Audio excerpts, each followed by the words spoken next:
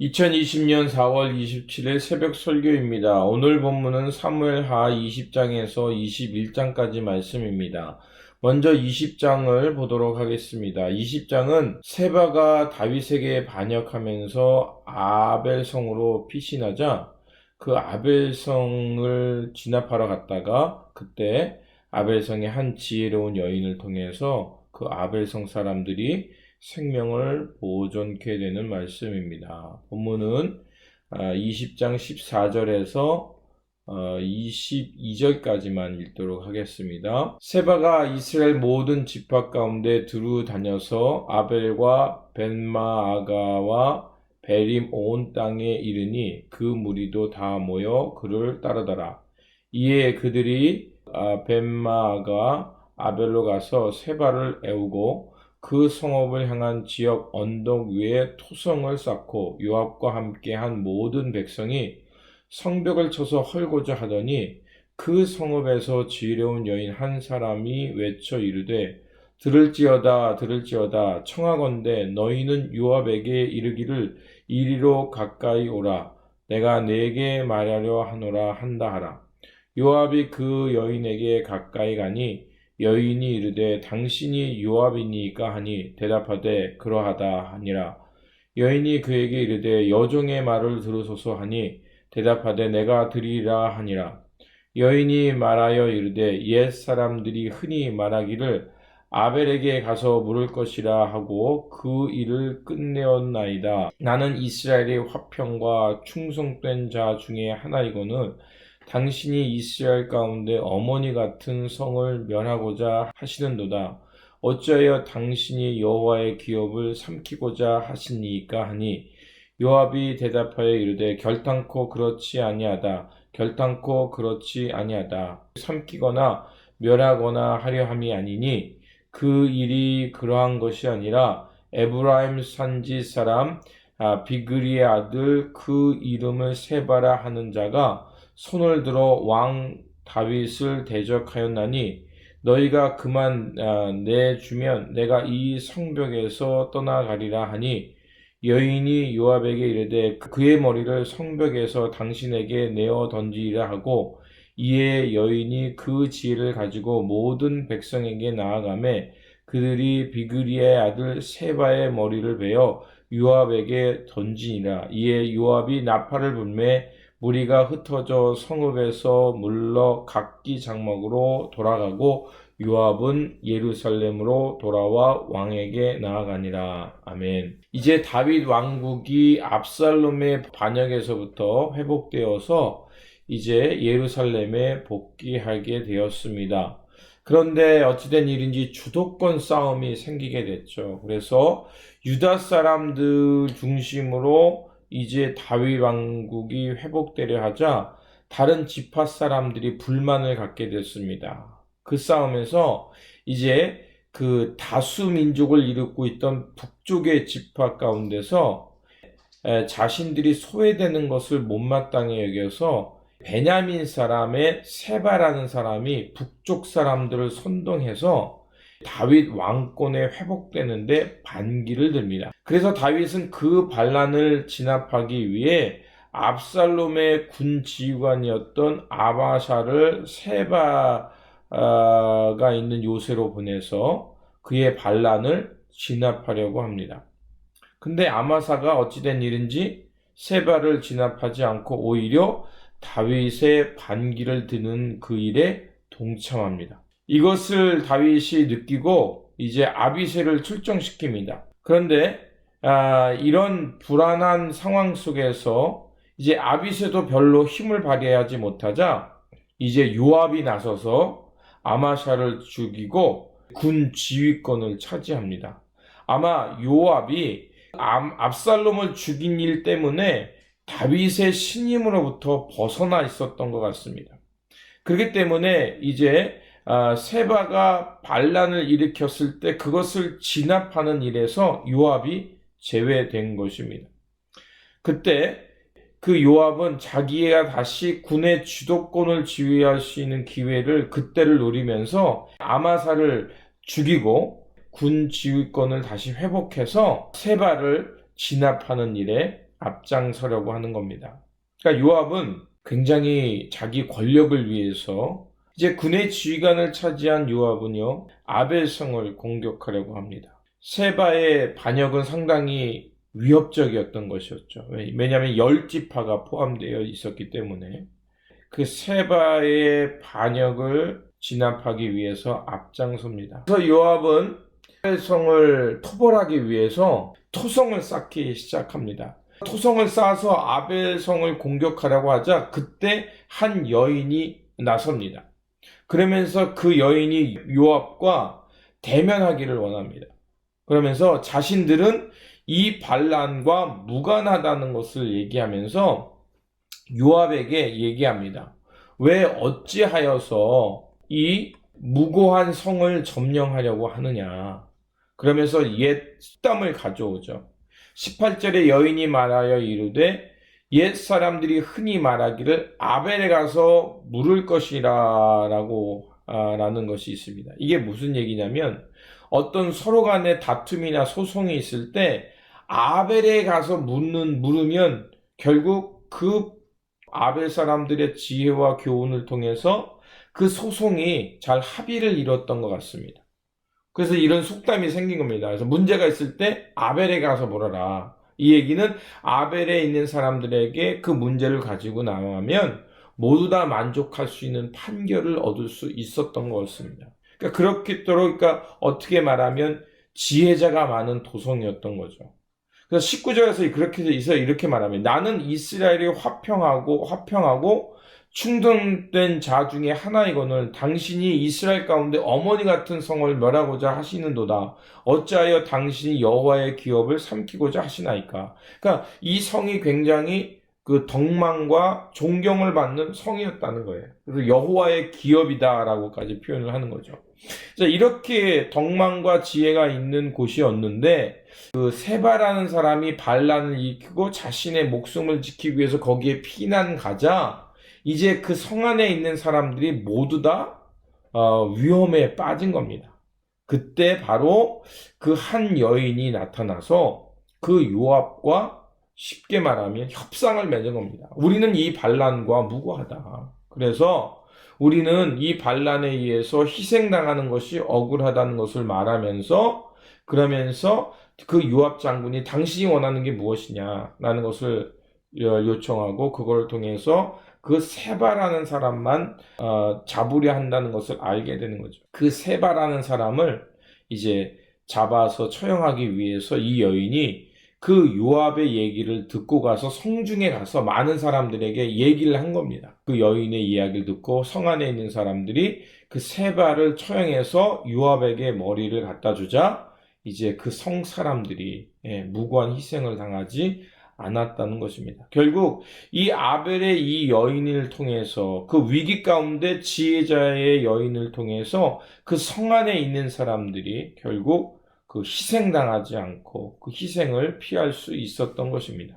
그러니까 살육과 파괴의 상황 속에서 그 한 여인의 지혜를 통해서 온 성의 사람들이 이 생명을 유지할 수 있었던 겁니다. 이 본문이 말하고자 하는 것은 무엇이냐면 결국 하나님의 지혜를 통해서 우리가 생명이 보존된다는 거죠. 그러니까 이것을 더 좀 확대한다면 우리에게 필요한 것은 무엇이겠습니까? 하나님의 지혜입니다. 그럼 하나님의 지혜를 가지고 우리 가운데 오신 분이 누구겠어요? 예수 그리스도죠. 그러니까 결국 우리가 이런 하나님과 대적하는 일, 하나님과 적대적을 행해서 우리 모두가 생명이 위험한 이 시기 가운데 우리의 지혜자가 되시는 예수 그리스도께서 오심을 통해서 하나님의 진노에서 벗어나서 우리의 생명이 보존될 수 있었던 것입니다. 그래서 야고보서 1장 5절에 너희 중에 누구든지 지혜가 부족하거든 모든 사람에게 후히 주시고 꾸짖지 아니하시는 하나님께 구하라 그리하면 주시리라. 그렇습니다. 우리가 하나님의 지혜 또 예수 그리스도를 통해서 오는 하나님의 지혜를 통해서 그 지혜 가운데 살아갈 때 죽음의 자리에서 생명의 자리로 무모하게 희생당할 수 있는 곳에서 하나님의 지혜로 많은 사람들의 생명을 지킬 수 있는 지혜자가 될 것입니다. 그러므로 여러분 하나님의 지혜를 구하면서 오늘도 오늘 우리 상황 속에 여러 가지 갈등과 문제가 있지만 그 속에서 하나님의 지혜를 통해 잘 풀이하면서 그 좋은 결과들을 세워가시기를 바랍니다. 그리고 21장입니다. 21장은요, 이제 다윗 시대에 본문이 있어야 할 자리는 어디냐면 사무엘하 9장쯤에 있어야 되는 본문인데 여기에 껴든 거죠. 이 껴든 이유는 무슨 이유가 있다는 거죠. 어떤 이유냐면 하나님은 신실한 언약을 지키시는 하나님이라는 것을 얘기하기 위해서 지금 21장이 여기에 들어온 거예요. 하나님의 나라가 회복되어 가는 과정 속에 무고한 피를 흘리게 한 그것을 하나님은 회복시키시고 억울한 자의 한을 풀어주셔서 하나님 나라가 완성되어 가는 그 일을 이루신다라고 해서 지금 21장이 다윗의 왕국이 회복되는 과정 속에서 끼어들어온 본문입니다. 그래서 21장은 뭐냐면 다윗 시대에 가뭄이 있었습니다. 근데 이 가뭄이 왜 있었는가에 대해서 그 이유를 말해주는 거예요. 그것은 뭐냐면 사울에 의해서 학살당했던 부족이 있었던 거예요. 하나님의 언약을 파괴하고 학살당했던 그것 때문에 하나님께서 그 땅 가운데 기근을 내리셨다는 겁니다. 오늘 본문은 21장 1절에서 6절까지만 읽도록 하겠습니다. 다윗 시대에 해를 거듭하여 3년 기근이 있으므로 다윗이 여호와 앞에 간구하매 여호와께서 이르시되 이는 사울과 피를 흘린 그 집으로 말미암으니 그가 기브온 사람을 죽였음이라 하시니라. 기브온 사람은 이스라엘 족속이 아니요 그들은 아모리 사람 중에서 남은 자라. 이스라엘 족속들이 전에 그들에게 맹세하였거늘 사울이 이스라엘과 유다 족속을 위하여 열심히 있으므로 그들을 죽이고자 하였더라. 이에 왕이 기브온 사람들을 불러 그들에게 물으니라. 다윗이 그들에게 묻되 내가 너희를 위하여 어떻게 하랴? 내가 어떻게 속죄하여야 너희가 여호와의 기업을 위하여 복을 빌겠느냐 하니 기브온 사람이 그에게 대답하되 사울과 그의 집과 우리 사이의 문제는 은금에 있지 아니하오며 이스라엘 가운데서 사람을 죽이는 문제도 우리에게 있지 아니하니이다 하니라. 왕이 이르되 너희가 말하는 대로 시행하리라. 그들이 왕께 아뢰되 우리를 학살하였고 또 우리를 멸하여 이스라엘 영토 내에 머물지 못하게 하려고 모해한 사람의 자손 7사람을 우리에게 내주소서. 여호와께서 택하신 사울의 고을 기브아에서 우리가 그들을 여호와 앞에서 목매어 달겠나이다 하니 왕이 이르되 내게 주리라 하니라. 아멘. 이스라엘 땅에 3년이라는 기근이 있었습니다. 그러니까 다윗이 통치할 때죠. 이게 사무엘하 9장에 있어야 되는 말씀인데 거기하고 짝을 맺는 겁니다. 근데 다윗이 통치할 때 3년 동안 기근이 그 땅에 있었던 겁니다. 근데 그것을 알지 못한 거예요. 근데 다윗이 어떻게 합니까? 나라에 큰 문제가 있을 때 어떻게 하냐면 하나님 앞에 앉습니다. 이게 중요한 거예요. 그러니까 다윗이 문제가 많고 실수가 많은 왕임에도 불구하고 그는 항상 하나님 앞에서 무릎 꿇지 않는 사람이었다는 거죠.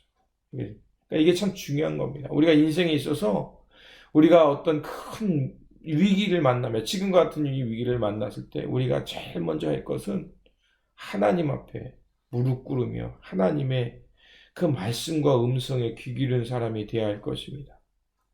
근데 그때 이 문제가 뭐냐면 억울한 피를 흘린 사건 때문에 하나님께서 이제 그 땅에 기근을 내리신 거예요. 근데 그게 무슨 일이 있었냐면 여호수아서 9장에 보면 이스라엘 백성들이 가나안 땅을 정복해 들어갈 때 기브온 사람들이 여호수아가 막강한 힘을 가지고서 쳐들어오니까 우리가 싸워서는 이길 수 없겠다는 것을 알고 위장하고서 자신들이 먼 길에서 온 것처럼 자신의 성읍, 기브온 사람들 성읍이 먼 곳에 있는 것처럼 위장하고서 여호수아에게 와서 화친 조약을 맺습니다. 그게 여호수아서 9장 15절입니다. 그들에게 와가지고 우리가 먼 길에서 당신들의 그런 업적과 당신들이 믿는 하나님의 위엄을 압니다. 그러니 우리를 부디 침략하지 마시고 우리와 조약을 맺어달라고 해서 여호수아서 9장에서 여호수아가 그들과 화친을 했습니다.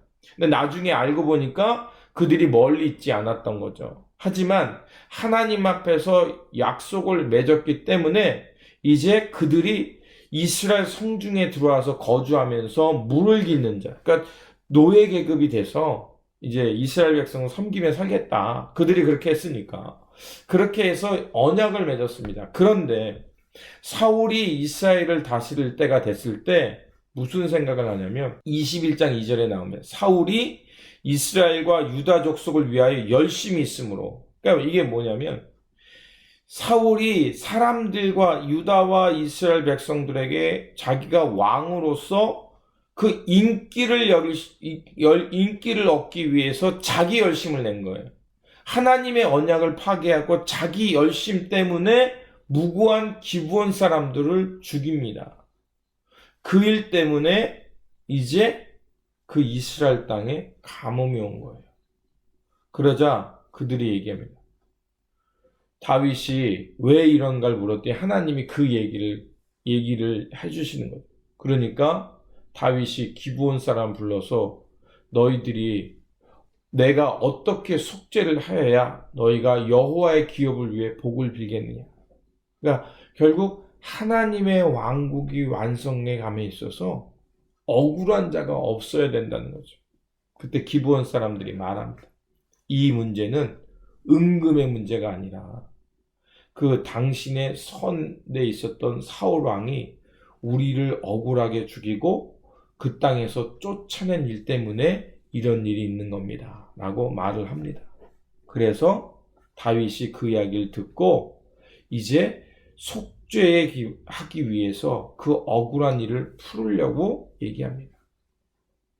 그래서 이 억울한 일을 풀기 위해서 보니까 사울이 자기 열심으로 억울한 사람들을 죽였잖아요. 그런데 자기가 그 일을 하려면 사울 집안에서 그것을 책임을 져요. 그러니까 그 피해 보상을 사울 집안에서 해줘야 됩니다. 그런데 요나단은 죽었고 요나단의 아들인 무비보셋은 자기하고 있죠. 근데 요나단하고 맺은 언약이 또 있지 않습니까? 하나님 앞에서. 그러니까 무비보셋을 죽여서는 안 되잖아. 그러니까 사울의 후손 중에서 사울의 첩이었던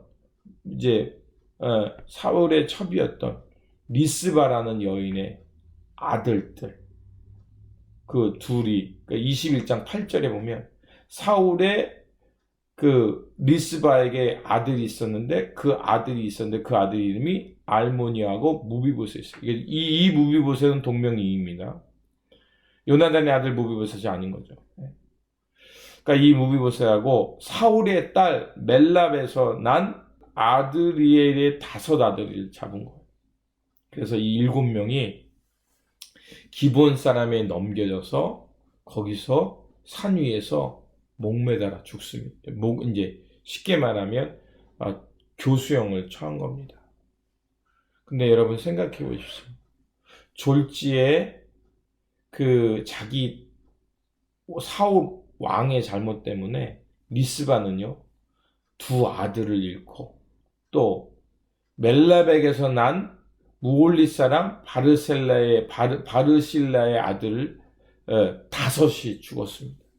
이 아들들은 그 부모의 잘못 때문에 이제 죽임을 억울하게 당한 거죠. 이 일이 있자 리스바는요 자기 한을 품고 그 시체가 매달려 있으니까 독수리 떼나 그 시체를 먹으려고 새떼들이 오는데 그 새떼들이 오지 못하도록 리스바 어머니는 울면서 그 까마귀 떼와 새떼들을 맨날 쫓습니다. 잠도 자지 않고 거기서 새떼들 쫓는 거예요. 낮에 나가서 공중에 새가 앉지 못하도록 밤에는 들짐승이 뜯어먹지 못하게 하고 낮에는 새가 뜯어먹지 못하게 밤새 그것을 쫓는 거예요. 자, 이렇게 또 통곡이 있었던 거죠. 자, 이 일이 또 다윗의 귀에 들려옵니다. 그러니까 다윗으로서는 참 이 문제가 나라의 큰 위기였어요. 기브온 사람들에게 속죄하기 위해서 억울한 남자 7이 죽었죠. 또 그런 일이 어떻습니까? 한이 돼서 리스바는 자기 그 아들들이 목매달아 있는 시체를요, 그냥 둔 거예요. 그러니까 이 다윗으로서는 아주 위기에 가뭄이 있는데 큰 위기가 더 겹친 겁니다. 자, 그러자 다윗이 어떻게 하냐면 그것을 어떻게 하냐면 이건 하나님 앞에서 해결해야 된다 생각해서 다윗이 사울의 뼈와 그 전장에서 죽었으니까 사울의 뼈와 요나단의 뼈 그리고 리스바의 두 아들 또 바르셀레의 5 아들들의 뼈를 다 가져다가 이제 그 아버지의 기스묘에 함께 장례를 이룹니다. 장례를 치릅니다. 그렇게 해서 뭡니까? 죽은 사람은 살릴 수는 없지만 그들의 원한을 위로한 거예요. 여러분, 우리가 죽은 자를 살릴 수는 없어요. 하지만 억울하게 피 흘리고 사람들의 자기 열심 때문에 죽임당하고 파괴된 사람들에게 이 세상은요 그들에게 모진 말을 합니다. 하지만 그리스도인들은 그러면 안 돼요. 우리가 할 수 있는 건 뭡니까? 하나님 나라 회복이라는 차원에서 그들의 마음을 위로하고 그들의 아픔에 공감해주고 눈물을 흘리는 사람이 되어야 합니다. 그게 하나님의 백성이에요. 그러면 하나님께서 지금 이 리스바의 2 아들과 바르셀레의 아들, 이 아들들을 왜 이런 엄청난 이런 희생의 억울한 죽음들을 왜 이렇게 하셨을까? 이런 사건을 통해서 우리에게 말씀하는 게 무엇일까? 우리가 그것을 본문을 통해 깨달아야 되지 않겠습니까? 민수기 35장 33절에서 34절입니다. 제가 가끔 설교 시간에서 언급하는 본문이죠. 민수기 35장 33절 34절. 너희는 너희가 거주한 땅을 더럽히지 말라. 피는 땅을 더럽히나니 피 흘림을 받은 땅은 그 피를 흘리게 한 자의 피가 아니면 속함을 받을 수 없느니라. 너희는 너희가 거주하는 땅, 곧 내가 거주한 땅을 더럽히지 말라. 나 여호와는 이스라엘 자손 중에 있음이라. 아멘입니다. 하나님은요, 이 땅에 억울한 피를 흘리게 하지 말라고 말합니다. 그러면서 그 땅에 누가 있다고 합니까? 하나님이 그 땅 가운데 거하신다는 겁니다. 사람은 흙으로 창조하셨다고 하시죠. 하나님은 만물 속에 계시다는 겁니다. 그 만물 속에 계신데 그것을 함부로 파괴하거나 억울한 피를 흘리게 하는 것은 안 된다는 거예요. 그거는 결국 하나님의 세상을 파괴하는 겁니다. 하나님이 가인과 아벨 사건 속에서 왜 억울하게 죽어간 아벨 편을 들으시잖아요. 가인을 징계하시잖아요. 여러분, 우리는 하나님의 사람들입니다. 그렇기 때문에 억울한 피와 억울한 생명이 해지는 세상을 금지시켜야 합니다. 결국 이 사건을 통해서 말하는 것은 하나님의 약속을 함부로 파괴해서는 안 된다. 그리고 억울한 피를 흘리게 하지 말라는 것입니다. 약속은 신중히 해야 하며 반드시 지켜야 한다는 겁니다. 우리가 살아가는 현대 문명은 어떻습니까? 창세기를 통해서 하나님께서 우리에게 생육하고 번성하라고 했습니다. 그리고 하나님의 선지 동산을 잘 돌보라는 언약을 맺었습니다. 그런데 인간은 죄로 인해서 하나님의 동산에서 쫓겨났고요. 파괴했고요. 땅은 우리에게 엉겅퀴를 냅니다. 그 얘기는 뭡니까? 우리가 죽도록 땀을 흘려야만 살아가는 생이 됐어요. 그러다 보니까 경쟁이 있고요. 다툼이 있습니다. 자신의 유익을 먼저 구합니다. 그러다 보니까 생명이 파괴되고 자연 생태계가 파괴됩니다. 여러분, 이런 우리 파괴와 죽음밖에 없는 이런 인생을 위해서 예수 그리스도께서 십자가를 지시고 보혈을 흘리심으로 우리에게 새로운 언약, 구원의 언약, 생명의 언약을 주신 줄 믿습니다. 그렇다면 우리가 어떻게 살아야겠습니까? 우리는 육이 아닌 죽음의 문명에서 벗어나 하나님의 법, 성령의 법을 따라서 하나님께서 만드신 이 창조의 세계를 잘 가꾸며 회복하는 사람이 되어야 될 줄 믿습니다. 이러한 삶을 살아가는 저와 여러분들이 되시기를 합니다. 기도하겠습니다. 생명의 하나님, 예수 그리스도의 지혜와 언약을 통해서 죄와 사망에서 구원하여 주시고 새로운 삶을 살게 하시니 감사를 드립니다. 하나님의 언약을 파괴하며 나만의 유익을 구하던 삶에서 돌이켜서 이제는 하나님의 새 언약 가운데서 생명과 회복의 삶으로 그래서 더 이상 억울한 피와 희생이 없는 참 평화의 세상을 이루며 살아가는 그런 축복의 사람들 되게 하여 주시옵소서. 우리 구주 예수 그리스도의 이름으로 기도드립니다. 아멘.